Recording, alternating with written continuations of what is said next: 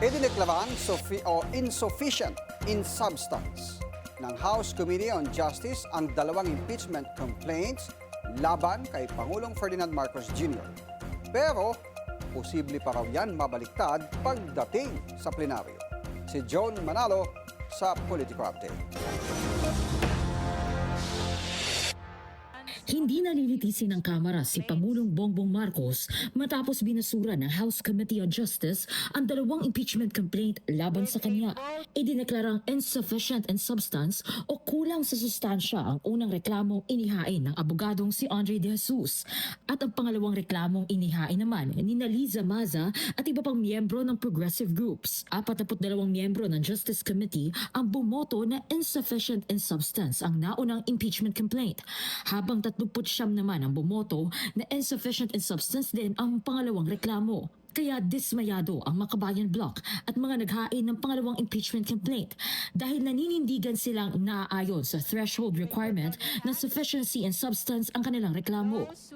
Malinaw po sa mga paliwanag ng mga kinatawan ng mayorya kanina na ang pinagbabatayan nila ay mga hindi dapat na batayan. No? Sabi nila, walang ebidensya. Sabi nila, sa kanilang pagtingin ay hindi raw impeachable ang mga offense na nasa complaint. Hindi po yun ang tungkulin ng mga kinatawan ng Justice Committee. Dagdag pa ni Tinio, mistula ring nagsilbing abogado ng Pangulo ang mga miyembro ng Justice Committee sa naging pagdinig kanina kahit na hindi naman nila ito tungkulin. Tila yun na po ang nangyayari dahil hinuhusgahan na nila ang ebidensya. Hindi pa po yan ang yugto ngayon. Ang kailangan lang alamin ay kung merong recitation of facts at na aligasyon na pinagbabatayan yung betrayal of public trust.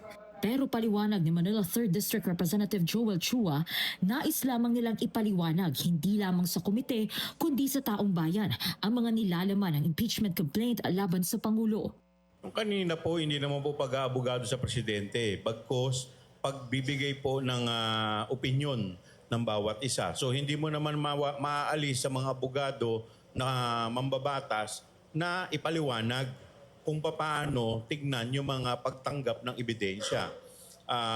Kagaya po nung kanina pinag-uusapan po natin, alam po ninyo, yan po yung naging basis ng botohan nung una pa lang. Kung maalala po ninyo, si Congressman Ridon ay nag-motion para isama yung personal knowledge or authentic document.